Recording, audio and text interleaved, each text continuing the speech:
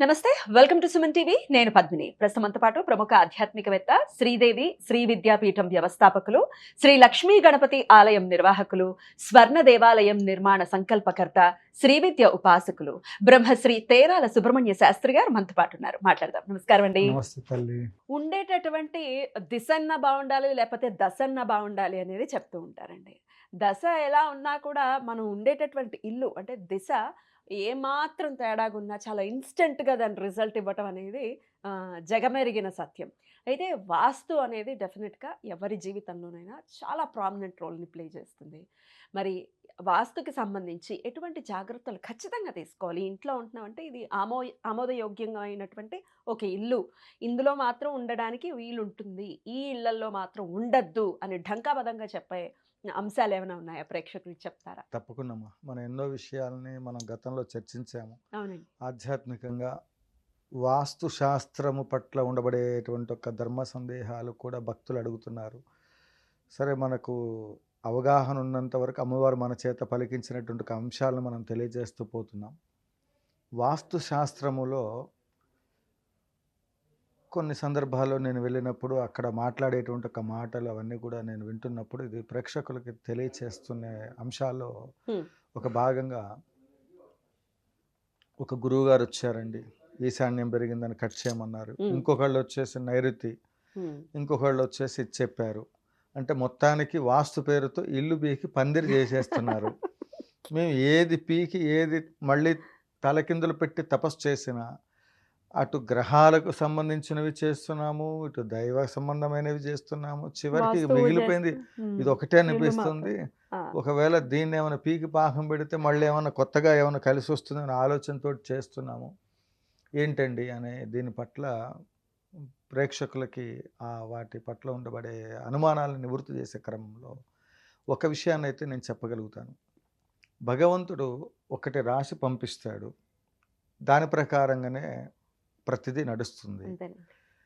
అందులో ఎటువంటి మార్పు చేర్పు లేదు.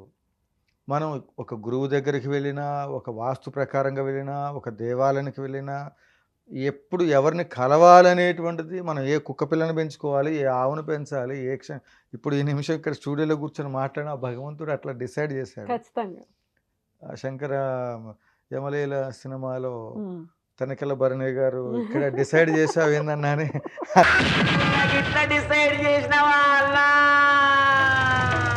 అన్నట్లు అన్నీ డిసైడ్ అయిపోతాయి. అన్నీ మనం సరదాగా మాట్లాడుకుంటే ఇక్కడ మనము ఒక విషయాన్ని అయితే చెప్పగలుగుతాను. కాశీ క్షేత్రానికి వెళ్ళాను ఆ మధ్య నేను. వారాహి నవరాత్రులలో అక్కడ అమ్మవారికి సంబంధించి యాగం చేద్దామని. సరే, అక్కడికి వెళ్ళిన తర్వాత అంత కాలినడకనే ప్రయాణము.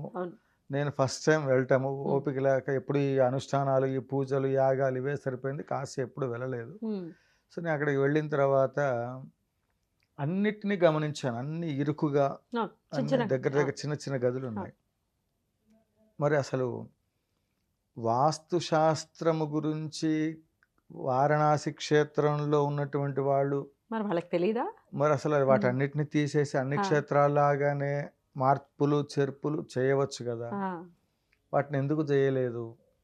తర్వాత చాలా వరకు పల్లెటూర్లలో ఉన్నంత వరకు ఎక్కడున్నప్పటికీ కూడా వాళ్ళ జీవన గమనాలన్నీ కూడా వాళ్ళు పూర్వీకులు, మా ఊళ్ళో నా జన్మస్థలం వచ్చేసి ఖమ్మం జిల్లా గంధంపల్లి, గార్లబయ్యారం మండలం. మా నాన్నగారు పురోహితం చేసే అలా ఎంతోమంది పెద్దలు వాళ్ళందరూ ఉన్నారు. వాళ్ళ పిల్లలు, వాళ్ళ పిల్లలు, వాళ్ళ పిల్లలు, మనవాళ్ళు, మనవరాళ్ళు, వాళ్ళందరూ కూడా అద్భుతంగా ఉన్నటువంటి ఒక మరి వాతావరణంలో వాస్తు ప్రభావం అనేటువంటిది ఇప్పుడే కాదు, దాదాపుగా నాకు ఊహ తెలిసిన దగ్గర నుంచి చూస్తూనే ఉన్నా. ఎప్పుడో ఒకప్పుడు ఒక సిద్ధాంతి గారు రావటం చేయటం, కానీ సంపూర్ణమైనటువంటి ఒక ప్లానింగ్ తోటి అన్నీ కరెక్ట్గా చేసి ఉన్నా కూడా ముహూర్త భాగాలు అన్నీ కరెక్ట్గా చెక్ చేసి వివాహం చేసినటువంటి ఒక వివాహాలు కానివ్వండి, అన్ని రకాలుగా చూసి వాస్తురీత్యా అందులో ఉన్నటువంటి ఒక ఇల్లు కానివ్వండి, ఎక్కడో చోట ఏదో సమస్య అనేటువంటిది కనిపిస్తూనే ఉంది. అసలు ఇదేది అవసరం లేదు, మన అవసరం కోసం కట్టేసుకున్నాం, ఇష్టం వచ్చిన 4 తడికలు అడ్డం పెట్టేసుకుని వాడు బాగా ప్రశాంతంగా నిద్రపోతున్న వాడి జీవితం వాడు గడిచిపోతుంది. అవసరం కోసం రెంట్ హౌస్ కోసం వచ్చినటువంటి వాడు అందులో వస్తే ఇక్కడ ఏమిటంటే మనం ఏదైనా పట్టించుకుంటున్న కొద్ది ప్రతి దాంట్లో తలకాయ నొప్పి ఉంటుంది. అవేవి పట్టించుకోకుండా వాస్తు శాస్త్రము అనేటువంటిది మనము నిష్ణాతులైనటువంటి మరి నిపుణులను మనకు వాళ్ళు ఎక్కడ దొరుకుతారండి అని అంటే ఇందులో కూడా అనేక రకాలైనటువంటి ఇబ్బందులు, అన్ని రకాలైన పరిస్థితులు ఉన్నాయి. సరే, ఏదో రకంగా ఉన్న దాని ప్రకారంగా మనం నిర్మాణం చేసుకున్నాం, బాగానే ఉంది. అయినప్పటికీ కూడా వాటి యొక్క పరిస్థితులు గృహంలో ఏదైనా వాస్తురీత్యా ప్రాబ్లమ్స్ ఎందుకు వస్తాయంటే, ఒక దేవాలయం అవ్వచ్చు, లేకపోతే దేవాలయం ప్రతిష్టా ముహూర్తం, ఇంటికేమో గృహప్రవేశ ముహూర్త నిర్ణయం, మనిషికైతే డేట్ ఆఫ్ బర్త్, పెట్టే ముహూర్త బలం సక్రమంగా ఉండాలి. అది ఉన్నప్పుడు అది ఎలాంటి పరిస్థితుల్లో ఉన్నా కూడా ఆ ముహూర్త బలం చేత కలిసి చక్రశుద్ధి అన్ని రకాలుగా చేయవలసినటువంటి ఆ ముహూర్త భాగంలో చూడవలసినటువంటి ఒక పద్ధతులన్నిటిని కూడా పాటించి చక్కగా చూస్తే ఎట్లాంటి దోషాలు రావు. వాస్తు దోషాన్ని నివారణ చేయగలుగుతుంది ముహూర్త భాగం. ముహూర్తానికి అంత బలం ఉంది. ఒకవేళ జన్మతః వీడికి దోషాలు ఉన్నాయి అనుకుందాం, వాడి జీవితంలో అసలు ఎదుగుదలే లేదనుకున్నటువంటి వాడికి వివాహం అయిన తర్వాత వీడి జీవితం మార్పు వస్తుందేమో అని ఎందుకంటారంటే, పెళ్ళొచ్చిన వేళ గుడ్డొచ్చిన వేళ అంటే వాళ్ళిద్దరికీ ఆ మాంగళ్య బలం, ఆ ముహూర్త నిర్ణయం, ఈవెన్ ఉపనయనానికి కూడా ఇదే చెప్తారు, చాలా చాలా ఇంపార్టెంట్ రోల్. ఉపనయన సంస్కారంలో కూడా సరైన ముహూర్తాన్ని నిర్ణయిస్తే అతనంత విద్వాంసుడు ఇంకొకడు ఉండడు. ఒక్క ముహూర్తానికి అంత ప్రియారిటీ ఉంటుంది. అలానే ఏ విషయంలోనైనా సరే ఆ ముహూర్త భాగాన్ని మనం పసికట్టగలిగి దాన్ని నిష్ణాతుల చేత 1కి 10 సార్లు ప్రయత్నం చేసి టైం ఇచ్చి మనం వాటిని ప్రయోగం చేస్తే ఎలాంటి వాస్తు దోషాలైన నివారణ జరుగుతుంది. ఇదొక భాగం. గృహ నిర్మాణం చేసే సమయంలో ఉదాహరణకి నాకు ఒక 30 సంవత్సరాలు వచ్చినాయి. చిన్నప్పటి నుంచి కష్టపడుతూ ఈరోజు వివాహం, భార్య, పిల్లలు, కుటుంబ వాతావరణం వచ్చిన తర్వాత ఇల్లు కట్టుకోవాలనిపించింది. దాని డబ్బులు సమకూర్చుకునేసరికి 40 ఏళ్ళు. శంకుస్థాపన చేసేటప్పుడు దాంట్లో శంకుని పెడతాం. ఆ శంకు చెక్కతో తయారు చేయబడి ఉంటుంది. దాని యొక్క ఆయు ప్రమాణం ఓ 25 ఏళ్ల తర్వాత శంకు అనేటువంటిది శిథిలావస్థకు వెళ్తుంది.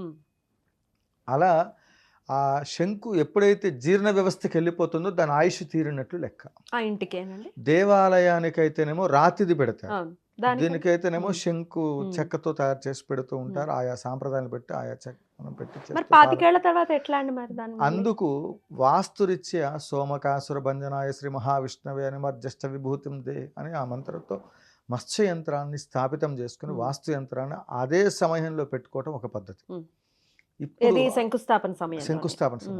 ఇప్పుడు మొత్తం కూడా అపార్ట్మెంట్ కల్చర్ వచ్చింది. అసలు అది లేదు మనకు. ఆ వాస్తు శాస్త్రం ఉన్నప్పుడు ఆ స్థితి లేదు. ఇప్పుడు ఇంకొకటి అంటే అపార్ట్మెంట్ కల్చర్ వచ్చిన తర్వాత శంకుస్థాపన చేసింది ఎవరో తెలియదు, తర్వాత గృహప్రవేశం చేస్తున్నది మాత్రం మనం. అందువల్ల ఆ సమయంలో ఎవరైతే ఈ వాస్తురీత్యా ఉండబడేటువంటి ఒక దోషాలు కానీ ఇతరత్ర అంశాలు వాళ్ళందరికీ సంబంధించిన దాంట్లో పరిపూర్ణమైనటువంటి ఒక ప్రాబ్లమ్స్ మనం అన్ని రకాలకు కూడా క్లియరెన్స్ చేసుకోవాలి. వాస్తురీత్యా ఎలాంటి దోషాలైనా పోవాలి అంటే రేపు రాజశ్యామల అమ్మవారి యొక్క యాగంలో వాస్తు యంత్రాలను కూడా ఉచితంగా మనం పీఠం తరపున ఇస్తున్నాము. మీకేమైనా వాస్తురీత్యా ప్రాబ్లమ్స్ ఉన్నాయని ఉన్న ఇల్లు పీకి పందిరి పెట్టకుండా ఆ యంత్రాన్ని మీరు పెట్టుకొని మీరు తొందరగా అభివృద్ధిలోకి వచ్చి స్వర్ణాలని మీకు తోచింది ఇవ్వండి. తప్పకుండా. ఎట్లా పెట్టుకోవాలండి ఆ యంత్రాన్ని? మామూలుగా మీరు ఎవరికి ఎలాంటి యంత్రాలు కావాలనుకున్నా మీరు సత్తుపల్లి యాగశాలకు వచ్చి తీసుకోవడం ఒక భాగం. ఎక్కువగా ఫోన్లు చేసి విసిగించకుండా మీ పోస్టల్ అడ్రస్ తెలియచేసి వాట్సాప్ పెట్టండి. మీకు ఏదైనా స్వామివారికి, దేవాలయానికి, యాగానికి ఏదైనా సహాయ సహకారాలు అందించాలనుకుంటే స్క్రోల్ అవుతున్న నెంబర్లకి ఫోన్పే చేసి మీకు చేతనైంది చేయండి. సర్వే జన సుఖినో భవంతు. ఖచ్చితంగా వాస్తుకి సంబంధించి ఏదైతే యంత్రం ఇస్తారో అది పెట్టుకుంటే అన్ని దోషాలని కూడా అది హరిస్తుంది అని చెప్తున్నారు. చాలా చక్కగా తెలియజేశారండి. కృతజ్ఞతలు. నమస్కారం. కామాక్షి.